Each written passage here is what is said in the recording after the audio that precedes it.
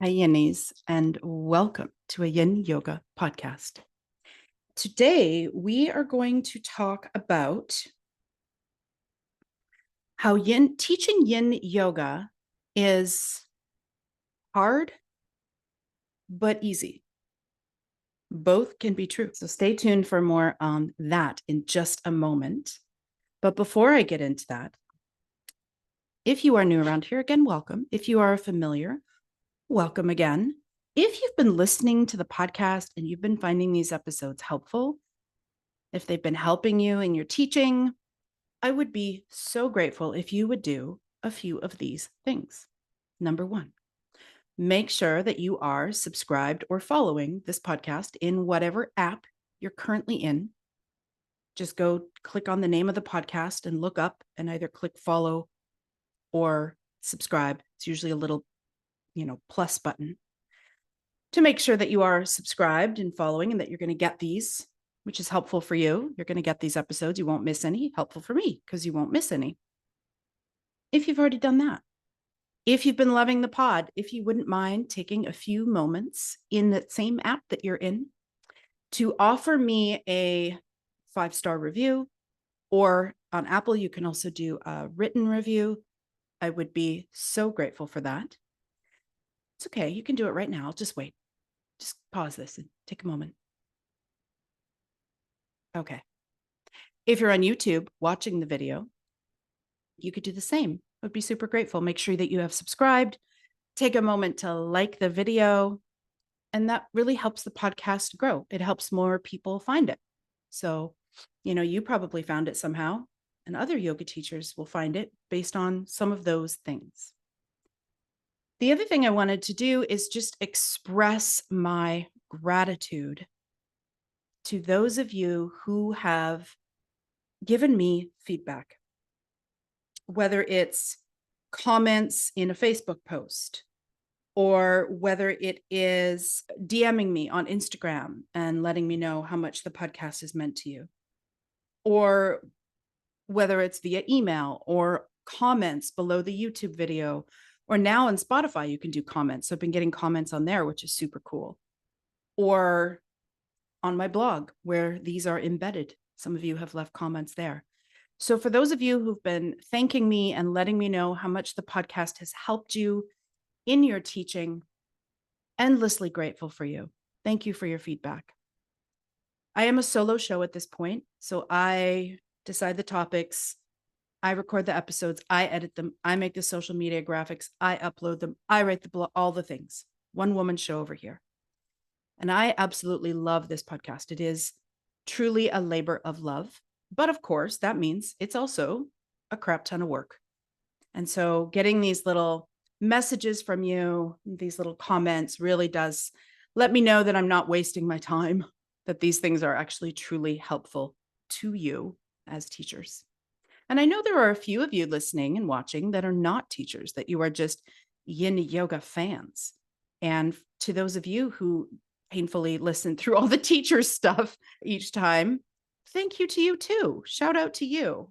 Get to hear a lot of stuff about teaching that may not be relevant to you, but thank you. Okay.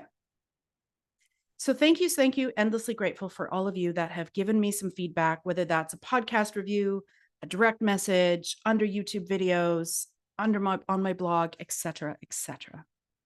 Thank you.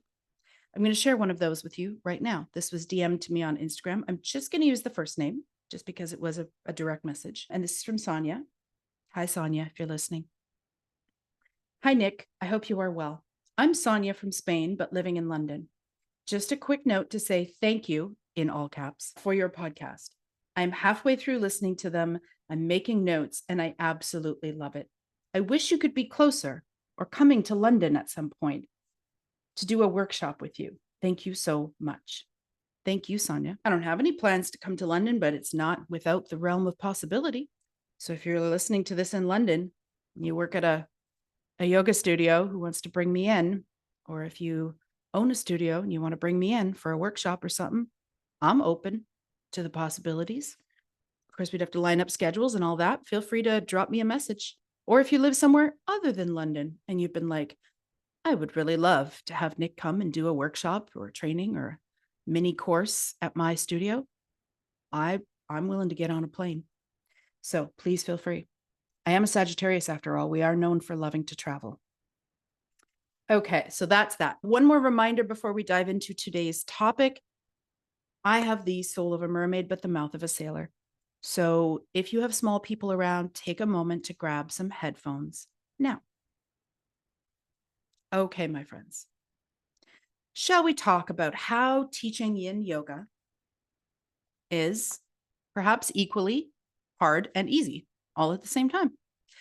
And I know this sounds like a dichotomy, but welcome to yin yang theory. Welcome to yin yoga. The answer often is, well, it depends. So before we get into the teaching aspect, I'm just going to use a little analogy here. And I'm sure any of you who teach yin know this, when you have brand new students to yin, sometimes they come to yin because they think it's air quotes easy or air quotes gentle, right? They're looking for something other than their strong kind of more vinyasa or ashtanga or flow or power, or whatever words you want to call it, hot yoga practice. They're looking for something a little more chill, a little bit less sort of energetic. And so they think, oh, I'll go to a yin class. That'll be really gentle or that'll be really easy. And now, if we're talking about, yeah, you're not going to do any chaturangas and probably not going to break a sweat, at least not physically. You're not going to be standing on your hands or your head. Yeah, in that sense, easy. Absolutely. However, what's not so easy is the mental emotional realm. It's sitting with sensations in your body and not moving. It's the boredom and the impatience and the thinking and the planning and the emotions and all that can come up when you're still and quiet. They're not usually prepared for that. They're also not usually prepared for the fact that we kind of suckered them into a small meditation practice in each pose. So, would we say that a yin yoga practice is gentle or easy? Well, that depends how you define it. Physically, you won't be strengthening your muscles. You won't be doing these hot, sweaty practices, but mentally and emotionally, you could be breaking a sweat internally. It's possible. So, the reason I wanted to touch on the student's experience first is because it's an analogy for when you are a teacher. When we are trained in a more active style, and the more active the style you were trained in, the more of a transition this is for you. So it's easier often for a hatha trained teacher, for example, to kind of groove into yin than it is, say, for example, a vinyasa teacher. And that's just because their vinyasa is more extreme, right? So there's more things that kind of need to be adapted. So, whatever style of active movement, dynamic form of yoga you teach, there are adjustments that need to be made when we start teaching yin. And depending upon what yin training you took, you may or may not feel ready for that. I know from the feedback that I get on this podcast that a lot of you did not feel ready because you get so much out of listening to this podcast that your training did not prepare you for all of the things that can come up in a yin class and for the differences and how you as a teacher would need to show up differently and how you might need to teach differently. That often there's so much kind of talk about the theory, which is great, but there isn't a lot of the, by the way, here's how you would teach this. And this is especially the case in a shorter training. You know, it's always interesting to me that we all, whether it's good or bad, and I would argue bad, but either way, the industry standard for your first teacher training is often 200 hours, which I would argue, in my opinion, is nowhere near enough, but that's a rant for another time. And yet, when we start to branch into teaching yin, we somehow get this idea that we can just take like a 20 or a 30 or even a 50-hour yin training, and then we're going to be like, all set, dust off your hands. I am ready to do the yin. And then you start teaching yin and you come up against things and you're like, oh shit, I don't know how to deal with that. Oh shit, what about this part? Oh, I don't know about this. What do I do when this happens? And so some of this is just time and experience, but also some of it is how you were trained. So taking these shorter little teeny courses may not prepare you for the challenges of teaching yin because it is so different. I'm going to give you some tips on that coming up, some of the differences, things like that. But since we're talking about trainings, I'm just going to throw in a shameless plug. My dear friends, at the time of listening to this, My what used to be 60 plus hour therapeutic yin training is now 100 hours by the time you include the homework, right? So it's like 78, I think, or something like that with me. Don't quote me, somewhere in that range. And then you have assignments that make up that extra amount, so that it's all said and told, it's 100 hours now. And I always knew that this training would gradually get longer and longer. The very first round of it was a 50 hour, and I knew I needed to do at least a 60. And then the 60 happened. And then I started adding on more at home learning with the 60 because I felt like there was too many holes. And so, yeah, we're almost at 80 with me. And then, of course, additional assignments as well, which will round it out to 100 hours. So, depending on when you're listening to this, you may have been hearing me say in past episodes, my 60 plus hour. Well, guess what? We just upped the ante. And the reason for this is because when we have very full trainings, and my trainings are very small. So when I say very full, I'm talking like 20 people. Like I do not cram in hundreds of people. This is not one of those courses that is like, hundreds of you join a Zoom call. I can't see any of you. I'm just standing up there on a whiteboard lecturing, and then we have some Q&A calls. That is nay, I say. That is not how I roll. I've been teaching long before I started teaching yoga. And so I have some skills that I know that teaching is not the same as presenting. So when I teach you, I want to be able to see your face. I want to see whether or not what I'm saying has landed. I want to see that spark in your eye where you're like, I got it. I want to be there for the hard questions and the paradigm shifts that come up when you're partway through training and you're like, oh man, I've been doing this thing this whole time. And now I'm like rethinking my teaching. And so I want to be there with you through all of that. And because of that, of course, I can only do so many people. So there's small groups. And even though they're small groups, the amount of curiosity and questions and conversations that we have in these trainings are so rich and so juicy. Plus, I want to add a little bit more Chinese medicine stuff. I just decided this training needs to be longer. And so it is. So if you are looking for another training, if you realize that, either you have been trying to teach Yin without any training and going, oh, fuck. Or if you have been doing some Yin teaching and you have a training, but you're like, I am so wholly unprepared for this. And you've been resonating with these episodes, you might want to check out the page in the show notes that says get on the wait list. On that page, it's going to show you exactly what we learn in the program. There's a big bullet pointed list there. And so if you look at that and you're like, oh, I didn't learn that in my first training. Oh, we didn't go over that. I definitely didn't go over that. Then maybe it's a good fit for you. And if you feel like it's a good fit, then look at the top of the page. Up in my photo, there's a button you can push, or all the way at the bottom, and you can enter your name and email, click the button. You're going to get a little gift from me when you do sign up, and then you will be officially on the wait list. You'll be on the wait list until you take yourself off. Yeah, even if it's like, oh, I can't picture it right now, but I'd like to do it in the future, get on the wait list. While you're on the wait list, you're going to get goodies from me. You're going to get these podcast episodes. You're going to get little videos. I'm going to share little nuggets of things like, oh, I just discovered this playlist for music, or I just read this article, or whatever. You're going to get invitations to practice with me, both free and paid, for workshops, etc. So there'll be lots of little nuggets along the way to registration opening that I only send out to the waitlist. This is not posted on social media. It does not go anywhere else. The last thing to mention when you're on the waitlist is, at least at the time of this recording, I'm still doing the first 5 people that sign up have access to a discount code. And that's because I realized that, we're yoga teachers, not millionaires, and we want to take all the trainings, but trainings cost money. And for those of you that are organized enough to get on it quickly, that gets you a little bit of a discount. All right. So that's my shameless plug for my training. But whether my training is a good fit for you or someone else's is, you might be in somewhere in the world where you couldn't do my training because time zones are a real thing. But whether my training is a good fit for you or someone else's, I would encourage you to look far beyond a 50 hour for Yin if you really have fallen in love with Yin. 50 hour might be a nice little, I've dipped my toe in the water, but it's not going to be enough in my humble opinion. And that many yin teachers take way more than one training. So when you take your first level of whatever other form of yoga, you did at least 200 hours. So why we somehow think when we move over to yin that it's going to be just same, but different. And we're just going to do, a 20 or 30 or 50-hour training. I don't know. I don't think so.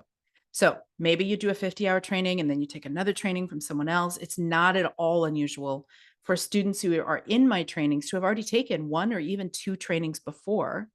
And I also get a lot of people who have not taken training. Okay. So there is this shift though, right? When we move from, I've been teaching this movement form of yoga to now I'm teaching this kind of more still, quiet, yet challenging. It's not still quiet like restorative, where we're just trying to encourage everyone to take a little yoga vacation. Yin yoga is a very challenging practice, just in a very different way. It's a much more internally challenging practice, right? The mental emotional realm in a yin practice is the challenge. And so, if as a teacher, you just moved right from teaching your movement forms of yoga into yin without any guidance or help on like how to make that transition and what's different and what might have to look different, then this episode, my friend, is for you. So let's start with just acknowledging that it is different, right? How you teach will be different. What will come up will be different. And some of these things are easier. I'm not going to just say it's all harder, because even just when you taught your very first yoga class after your 200-hour, right? That was hard. I'm sure it was hard. Even for myself, who had been teaching long before I started teaching yoga, there was some nerves for sure after my first class, right? It was like, whoa, excited and nervous and all the things. So I'm going to talk about some of the positives. Like, in my opinion, some of the things I actually like far better about teaching yin than when I was teaching movement forms of yoga. And then I'll talk about some of the challenges that can come up and what we might do. Now, I will say too that, dear listener, a lot of the things I'm going to mention today are going to be point form, because I've done whole episodes diving into these things. And if you're ever looking for all of my former episodes on a glance, if you go into your show notes, there's a little link that says something like see all episodes at a glance, something like that. That takes you to a Google Doc where I have literally very simply just listed season 1, episode 1. Here's the topic, here's the link. It's not fancy. It's literally just an ongoing inventory of all the episodes I've done. So please use that. I started using it to organize my own self, but I've been including the link in the show notes because I think it's helpful for those of you that are looking for specific topics that I may mention during this episode. So just know I'm probably going to mention a lot of previous episodes that you can listen to that will dive deeper into these topics. That's there for you as a resource. But first, my friends, let's talk about what is in some ways easier about teaching yin. And then I'll talk about what I find more rewarding about teaching yin. And then we can talk about some of the challenges. Yeah, let's start on a positive note. One of the things that I noticed right away when I started getting more yin classes and less movement-based classes, I still do teach movement, by the way, in a therapeutic way. So not what you would typically think of as like a flow or anything like that. But I do teach movement because I work with folks with back pain. So I have to teach them how to strengthen and have body awareness and all that stuff. So I do still do that. But I mostly teach yin. And even in those therapeutic classes where we are doing deep core stabilizing and awareness and, joint mobility and all that, we're also still finishing with yin. So yin isn't everything that I do. One of the first things that I really loved when I started teaching more yin is that I didn't have to feel as physically energetic in order to show up and teach. I had to be there mentally and emotionally, obviously, but like physically, I didn't have to be having like a super bouncy energy day. In fact, I could be physically a little tired from having worked or whatever, or there was a point in my life where I had chronic fatigue and I was still able to teach yin. So I like that aspect a lot. That like, if I'm having a tired week, I don't have to like be the sparkly showboat. I can just sit on the ground and I can hold solid earth energy and presence and guide the class from there. So that's a nice plus. If you're ever feeling under the weather, or if life's been overwhelming, or you're going through something, you've got an injury maybe, or a medical condition that pops up that is making teaching a more movement-based class either difficult or impossible, being able to teach Yin is great because you don't have to do a lot. Now, I do still demonstrate my poses. This is a question I often see in groups. Do you do the practice with them or do you demo? We're going to talk about that in a moment. I do demonstrate when needed. So if they're all laying on their back and I feel like I can guide them with my words and I don't see any mass confusion, I'll just use my words. But I will also demonstrate if they're seated upright or if what I'm mentioning might be a little unfamiliar, then I'm going to quickly show it, but then I get out of the pose once they're in, right? And then I'm just holding space and holding time. That aspect is nice. It's like I don't actually have to do the practice. And now I know some of you right now are, Yeah, but if you're really using your words well, you should never have to demonstrate or you should never have to do the practice with your students. okay, if that's you right now, just hold the phone. I'm sorry that's the message that you were taught. But number one, and this is my opinion here, as somebody who's been teaching long before I started teaching yoga, there are different learning styles. There are people who are audio learners who can learn and listen and visualize just based on your words.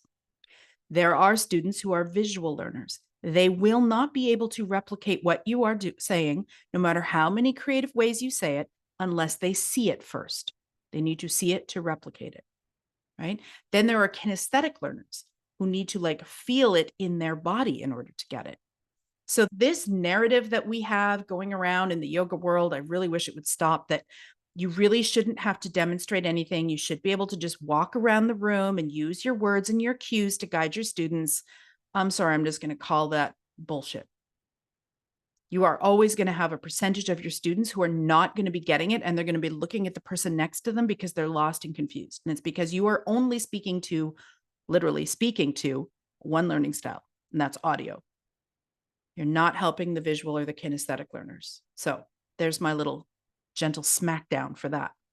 So first of all, and then secondly, I would say if you're teaching a trauma-informed class, you ain't going to be walking around the room just talking. No, no, no. Walking around the room while you're teaching, not a trauma-informed way to teach. I have episodes on that. You're welcome. You can listen to those. So if any of you were thinking that when you were listening to me say that I still demo, yes, demonstration is necessary sometimes. Sometimes your words will make sense. Your students will understand, especially if you are clear, which I have been told I'm very clear when I speak and when I teach. But there will always be people who are so visually dominant that they will not be able to replicate what it is that you're doing unless they see it. You'll know those people because they'll always be lifting their head, looking confused, or they'll be looking at their neighbor, or they'll literally sit on their mat while you tell them how to get into the pose, waiting for you to show them.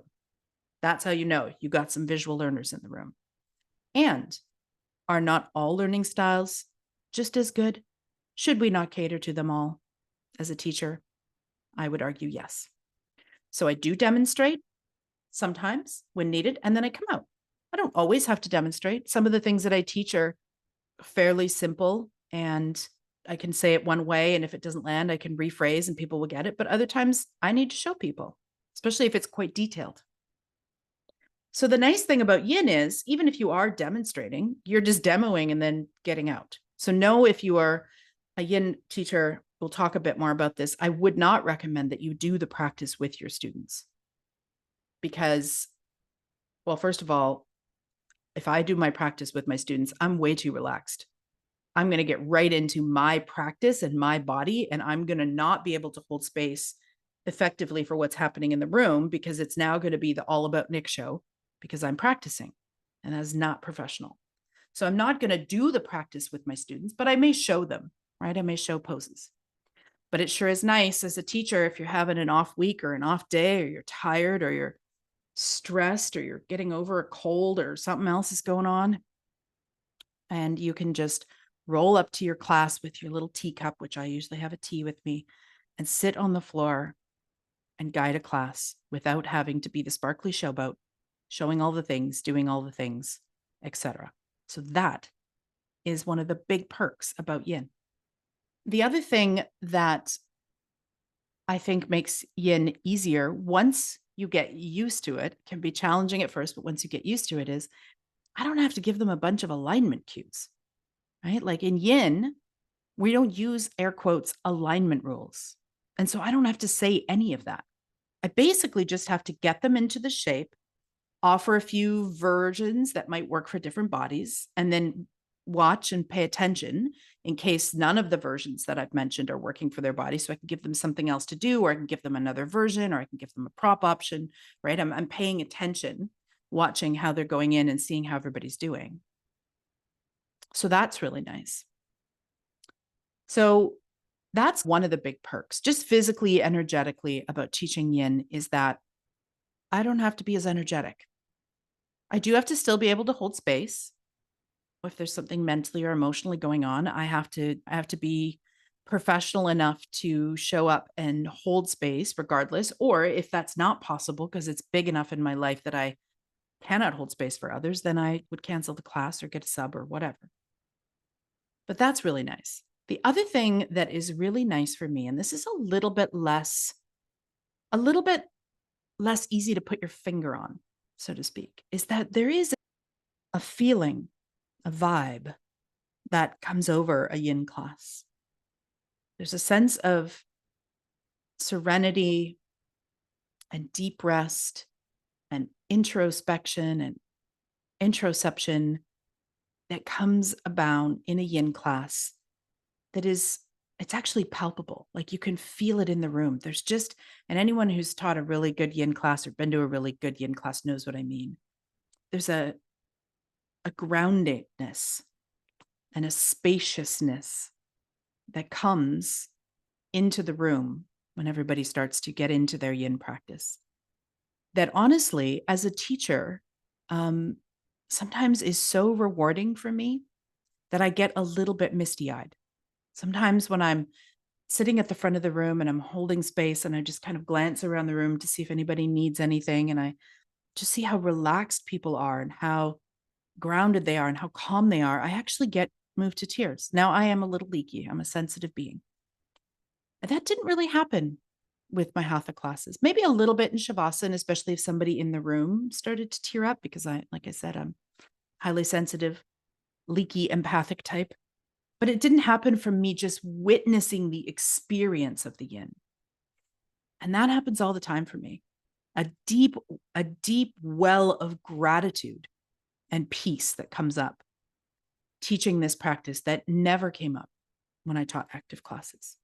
So that's very rewarding as a teacher, to really see right in front of you tangibly how much of a difference your class is making in their lives, their nervous systems, their energy levels, their sense of calm, to see them come in as little stress cases and then slowly start to leave in this whole other energetic state. Super, super, super rewarding. A couple of weeks ago, I was teaching my Yin Yoga for grounding class. And I came in and there was someone there who was very Vata, for those of you who know Arabic, or very fire, for those of you who speak TCM. She was super, like, her energy was super phonetic, like almost that kind of anxious energy, where it's like, ah. And she's obviously never been to a yin practice before. She was immediately popping up into headstands before class. And then she had this stick with her and she was like, tapping her body, but not gently, like, ferociously. So she was doing all the things that would stimulate her energy as she's in this already phonetic, energetic state. She's already in this like over energized, phonetic kind of state. And then she's doing things to exaggerate that. Maybe because she doesn't have an alternative. That could be. It could be that she doesn't have a plan B for when she feels that way. Or it could be that phonetic, overly anxious, fiery state for her just feels so familiar that that's what her go-to, even if it's not serving her at all, which it was not. And I got to witness her go from that to moving into these yin poses, and she was new to yin, and be quite fidgety and have trouble holding and all the things that you would expect when someone comes in that energetic state. And I got to watch her move from, I'm just going to crank out a couple headstands before class, to I am yawning through the whole last 3 or 4 poses, which, if you don't know, yawning is a very good sign. That's a parasympathetic nervous system response. It's a relaxation response. So she moved from this phonetic hyper energy to this calm yawning state, and little sighs, little as she practiced. It was a very beautiful thing to witness. And this isn't something I really witnessed before when I did more active classes. Of course, I saw people come in busy and stressed and leave more happy and more content and grateful, but not to the degree that it is in a yin class. So that is super rewarding to me. It's also rewarding to introduce people to their minds and their mental emotional realm and how to work with that. Like, we are a society of people that are distracted, that do not drop in, that do not pay attention. And that shows up in our world big time. And so for me, to be able to guide people into a practice that is more about the deeper aspects of practice, less about the physical and the flash. Of course, they're making shapes with their body and they're feeling sensations. Yes, of course, we know this. But really, in my opinion, a yin practice is secret superpowers go far beyond the physical fascia that we're working with, and the myofascia and the deep fascia and all that. It's all great. Love it.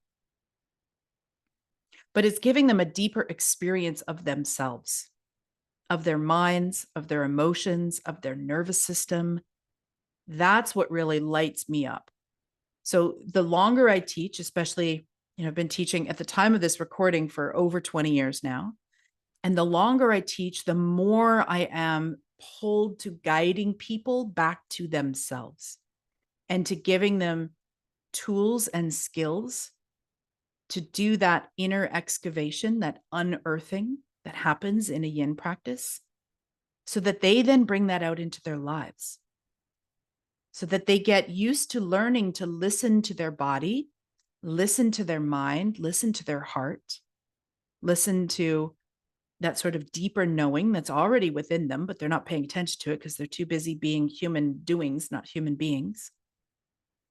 And there's so much ripe opportunity in a yin class for that to happen. And I think the world needs more of that, right? The world needs more people existing in their life from a grounded, calm, centered state instead of a up in their head state. And yin is kind of miraculous for that. And some of you have heard me say before that I did get into teaching yoga because I believe that yoga can change the world. But what I realized partway through my teaching career is that teaching somebody how to do some fancy, strong pose, sure, that can build confidence, right? Like, somebody can think, oh, I can't do that. And then they realize they can, and then they can take that can-do attitude out into their life. But what I realized partway through, for me at least, is that I actually wanted this deeper aspect of teaching to be the point for me. The mental, emotional realm, the nervous system. That's what I'm all about. And so teaching yin for that has been such a gift. I will also say that from a purely business standpoint, if I can nerd out that way a little, because some of you may not know, I'm also a yoga business mentor. So I do have I've got a business brain on me. From a business standpoint, there are fewer of us.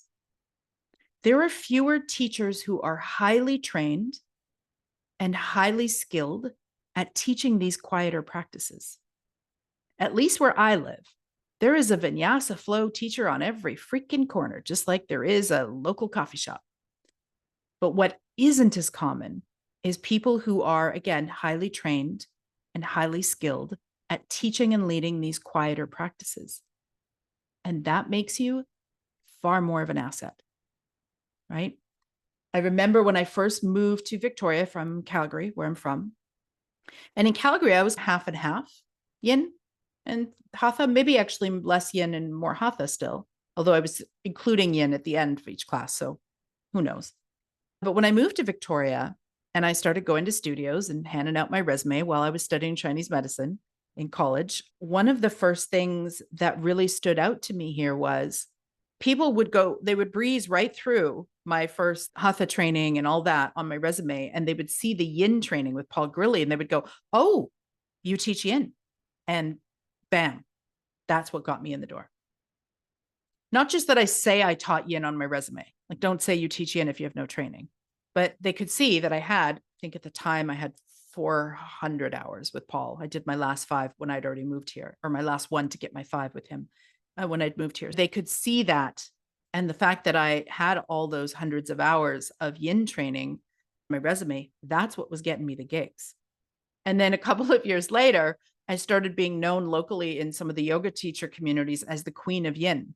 I prefer Empress either way. And so that really helped me to stand out in a busy market. So that's also an advantage as a teacher. Having skill sets that not everybody has does make you an asset, does make you stand out. Okay. So those are some of the things, the positive things I would say about the transition from teaching more active forms of yoga into yin. Now, I'm not saying you should stop teaching active forms of yoga. Like I said, I still teach movement forms of yoga in my therapeutic classes. They look very different than what you would see in a hatha or an ashtanga class because they're therapeutically orientated, but there is movement. If I had to choose, someone cracked the whip and said, "You must choose," I would choose yin every day, all the time.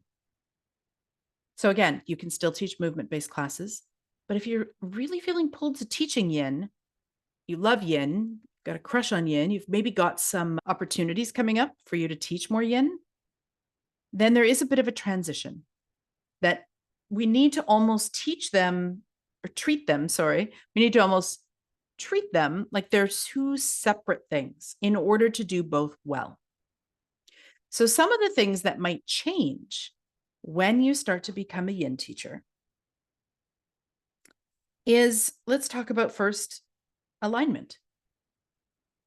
If you haven't studied the work of my teacher, Paul Grilly, if you have not watched Anatomy for Yoga, which by the way is not yin, it's just Anatomy for Yoga in general, yoga, period. If you have not watched that, what was DVD presentation, but is now streaming on pranamaya.com, there is also a link in the show notes for that. I highly recommend that you check that out. Because what can happen sometimes is teachers start bringing this alignment BS into their yin classes, and there is no space for that there. When we truly acknowledge skeletal variations and that everybody's different, just based in their bone structure and also their body proportions, not to mention physical issues, injuries, et cetera, then we know there's no more room for alignment rules.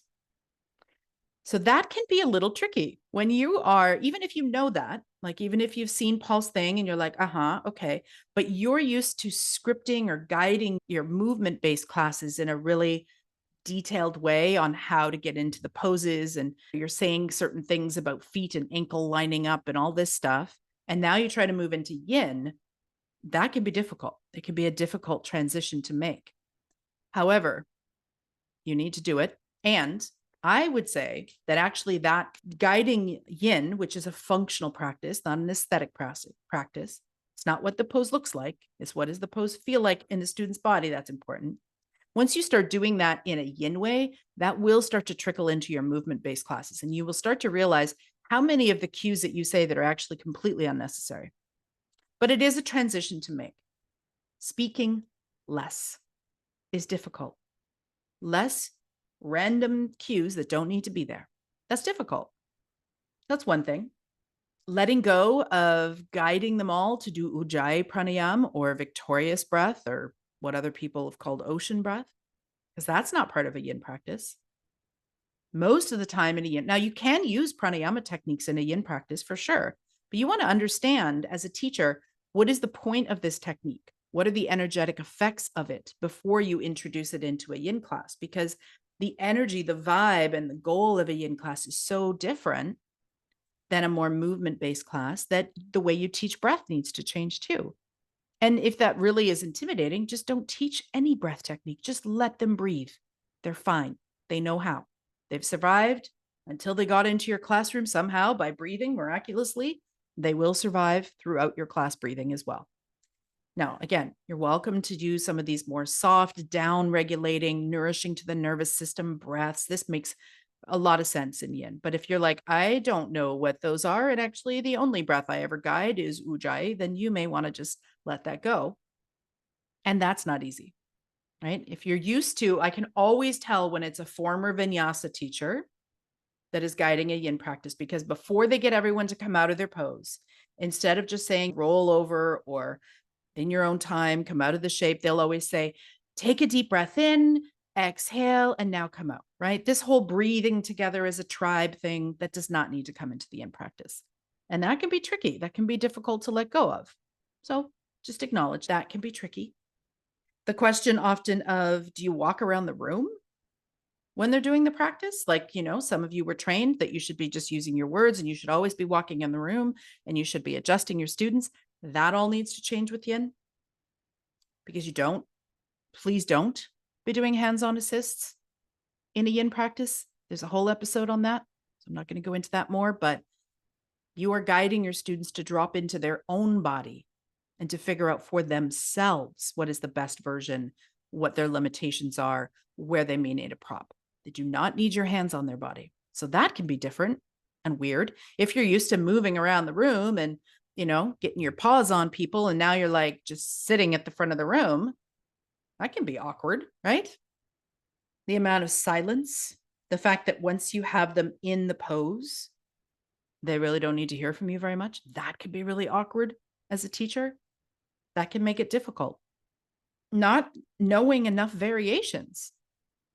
So if you haven't studied, again, if you haven't watched Paul's presentation, please do.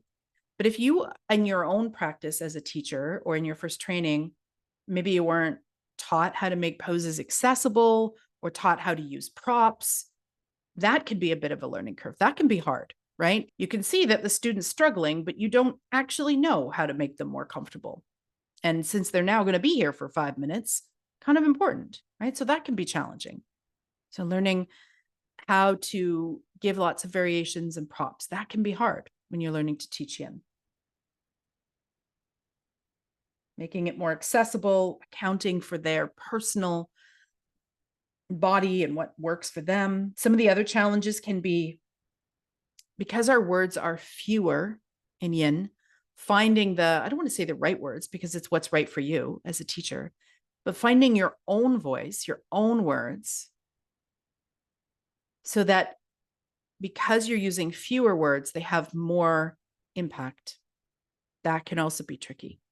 Often it's much easier to just parrot what your teacher used to say when you're teaching a movement class, because you're just barking a bunch of commands. Step your right foot here, do this with your toe, do this with your, like, you're just repeating so many action cues and alignment cues that it's a lot easier to just parrot whatever your teachers that trained you said. But when you get into a yin room and you realize, oh, I don't need to say any of those details, and so I have way fewer words. So what words should I use? That can be difficult in yin. I believe either before or after, I'm not sure yet, this episode comes out, there will be an episode on finding your voice and using your words with my lovely colleague and friend. So you can either scroll before this one or hang tight and subscribe, and it'll be coming out after this one, where we talk a lot about finding your words and skillfully wordsmithing and choosing your words with intention. And there's definitely more pressure on that when you start to teach a quieter practice. Fewer words, more skillfully used, more intentionally chosen. That can be difficult. Holding brave space, which was a whole episode I did with Grace. Again, that will be linked in that Google Doc that you can access. Holding brave space for your students who are struggling in class is probably one of the most difficult things about teaching yin. It's one of the hardest things. Again, I have whole episodes on that, so I'm not going to go into a ton of detail on how you do that, because again, I have an episode called The Mind in Yin, I have an Emotions in Yin, and then there's the Hold Brave Space. with grace. I've got 3 episodes on trauma. So like you got a lot you can listen to understand and get some skills with what do I do when I show up? I'm sitting at the front of the room and I can see my student struggling in front of me, whether it's physically, mentally, or emotionally. How do I hold space from that? When do I step in to help? When do I not step in to help? What do I do with all the things that can come up from this? Yin yoga is a quietly unearthing practice. And so shit can come up that might not have come up in a more movement based practice, right? The woman who came to my class, who I described not long ago, who was headstanding and like smacking herself with sticks before class, it wasn't a quick or easy transition for her to move from that to the yawning in the last 3 poses and the little sighs and then the shavasana. That was not an easy transition. And I had to just sit at the front of the room, grounded, calm, and hold space for the fact that she would either get there in this class or maybe she wouldn't. And that is not for me to decide. That all I can do is offer my skills, use my words, especially when I see things coming up, offer my guidance, and see what happens. It's very possible she could have gone through that whole practice and been just as uncomfortable and fidgety when she left because she's so uncomfortable with being still and quiet. That could have been the experience. And as a yin teacher, you got to be okay with that, which is not easy. Now, that wasn't the experience, but it happens. I've had students who've had to leave because for whatever's going on with them, mentally, emotionally, they just can't do that still and quiet right now. And so, I always just put my hand on my heart, wish them well, wish them love, and let them go. So that's challenging. If that's not something I really ever had to deal with when I was teaching movement forms of yoga. That can be tricky. So that can be hard. Teaching your students to deal with the mental and emotional aspects, giving them skills of ways to anchor their mind so that they're not just sort of laying there mentally knocking things off their to-do list. And again, I've done a whole episode on that, the mind in Yin Yoga. So feel free to listen to that for more tips and tricks and techniques that I use. I'm sure there's more that I haven't mentioned in there, but there's plenty there. But when you are doing a vinyasa class, you don't often have to tell people what to do with their mind before you start because their mind is so actively on their practice, otherwise they're going to fall down, that the physical practice itself often distracts their mind from their to-do list or the obsessing or the worrying or whatever's happening, the future tripping, the hanging out in the past, all of that. So it's a little bit easier in that way because you're relying on the physicality of the practice to distract their mind. But when you got a yin class, that distraction's not there. And so you as the teacher need to provide them with tools, techniques, skills. And that can be difficult, especially if you as a teacher don't have those yourself. If you do not have a home practice with yin, that's a big problem, right? If you want to teach yin, you should have a home practice with yin because all of the wisdom, 90% of it that you will be sharing with them beyond the here's how you do this pose with your body will come from your own experience. So if you don't know how to get on the mat at home and deal with the mental, emotional drama of your own stuff, how are you going to guide anybody through that? So that can be difficult. That can be hard. Yeah, that can be hard, but so worthwhile. So witnessing your students' mental, emotional states, knowing what you could say, what you don't need to say, when to help, when not to help. That is a whole other level of learning to guide these quieter practices skillfully that you need to learn when you start doing this. And that is not easy. But again, I've given you lots of resources to help you with that. And then I often get this question, so what do you do as the teacher while the students are in the shape? Because sometimes the teacher can feel like, okay, I'm a little bored. Like, what am I supposed to do up here at the front of the room when I'm not saying all these cues and I'm not moving around the room? And I'm like, what am I doing? Well, I'll tell you exactly what I do. First of all, I always have tea. So that helps me to just chill out and sip my tea. I know that this is going to sound a little cheeky, but I hold brave space. And again, there's a whole episode on that. But my intention is to make sure that I am as grounded and present and solid as I can be, so that my vibe is creating a vibe in the room. Now, that doesn't mean that students won't struggle. They may, but I'm not creating that struggle, right? I'm able to keep my solid footing, even though that student is struggling. So that a lot of that is what I'm doing. So at the beginning of class, before I even start, I haven't ever said this out loud before, but I will tell you what I do. My little pre-teaching ritual. You ready for this? Inside secrets here. Because I'm a Chinese medicine nerd, and I know that anxiety is often in the heart or nervousness or phonetic energy, I put the palms of my hands on the ground and I visualize that I'm pulling up earth energy. And then I place my hands on my heart. I do that 3 times. Pulling up earth energy, placing that on my heart. Not to put the fire out, but to keep that fire settled, grounded. I do that 3 times. And then either with my hands on my heart, or sometimes if I'm feeling particularly vulnerable energetically, then I bring my palms together, just like you would if you were doing Anjali Mudra. And I bring my hands up above my head. And then I separate my hands, I make a big circle around my body. And I imagine that I'm putting this like white light around my body. And I do that 3 times. And while I'm doing that, I'm saying to myself, may I be protected. The second circle, may I be present. Third circle, may I be a conduit for healing. And then I bring my hands back to my heart. So I start every class that way. This is before they're even like, we're talking pre-class. Even if they're there on their mats and they're scurrying around and grabbing props or whatever, I take a few moments to do that. Now, they don't know what I'm doing. All they see me doing is putting my hands on the earth and then on my heart and then making some circles with my arms. They have no idea what's going on there. But that's what I do before every class. So that helps me to set the stage. It helps me to ground. It helps me to be intentional. So that is done before class. And then in class, I am being present, being grounded, and tuning into what I'm witnessing happen in the room.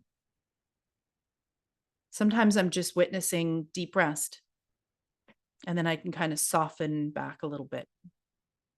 Just allow that to happen. Sometimes I do need to be a little bit more attentive because there might be something going on in the room. There might be somebody struggling physically, mentally, emotionally. I may or may not have words. Not to take it away, because I don't believe you can take away someone's part of someone's journey, but to normalize it. So I might say something, for example, like, and if right now, you're really noticing the thinking and the planning and the list writing and all that, well, that's normal. And here's some things you can do, right? So I'm going to speak to what I see to the whole group, not to like any specific person. If I see that someone is really struggling mentally, emotionally, I'll usually put one hand on my heart, one hand on my belly. And again, I'm going to draw that heart energy and that earth energy together, because if we get too up into our heart, we're going to want to go fix it. So I need to have that heartfelt intention of, may I be a conduit for healing, but I'm not the healer. They are the healer.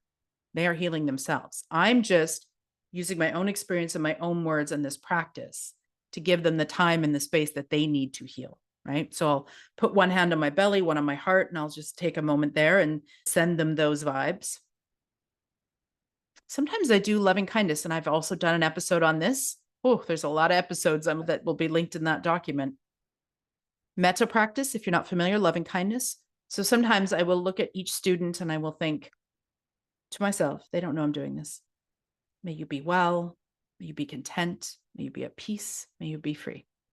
And I look at the next student. May you be well. You get the idea. And I continue. And then when my little timer goes off, I remember who I left off on. I guide them into their next shape. And then I continue. And I do that throughout the practice. So sometimes I'll do that. But one of the other difficult things, as you're guessing by me talking about all this, about learning to teach yin, is being okay with not doing much, like just actually being okay with sitting at the front of the room and not doing much. In the beginning, it can feel weird and awkward, but later when you get used to it, it's so lovely. It's so lovely. It's so chill to just be able to hold space for this beautiful, soulful deep experience and not feel like you need to be like constantly talking and being a sparkly showboat. You can just rest in solid, grounded presence and create that space in the room and let the magic happen. All right. I think with that, that's a great place to close, my friends. So I hope that you found this helpful. If you are a newer teacher to Yin and you're really struggling, I hope you got some tips here. Again, there's so many more episodes that you could refer to: the mind in Yin, emotions in Yin, how to hold brave space. There's 3 on trauma, the loving kindness one, like so many there that you could listen to that will give you some really concrete, detailed tools that you can use for each of these things that I mentioned. But just know that it is a learning curve, that when you move from teaching a more active practice to a more still, quiet practice, that it's a whole new skill set. It's almost like, sometimes teachers can be like, God, I don't even feel like a yoga teacher anymore because like everything that I normally rely on maybe isn't as relevant here. That's okay. If you're feeling like your training hasn't prepared you for any of this, then again, seek out a longer training with somebody who really speaks to these elements. They're not just talking about fascia, right? Like they're actually talking about some of these things, whether that's my training or someone else's training. If my training resonates with you and our time zones work out, I'd love to have you. But if it's not a good fit for you, take a look at what they're actually teaching. Are they going to help you with any of this stuff that you're struggling with? Or are they just going to teach you more anatomy, which don't get me wrong, anatomy is cool. Fascia is fun. But if that's not what you're struggling with, then learning more about that's not going to help you teach a more exquisite Yin class, right? So I hope you found that helpful. I hope there's been some tips here. Go easy on yourself. Please use those resources I just mentioned, all of those episodes. Seek out more training, especially if you had a shorter training, somewhere in the 20 to 50 hour. Take another training and take another training with a teacher who really speaks to more of these kind of quiet, less obvious aspects of Yin. All right, my friends. Until we meet again, bye for now.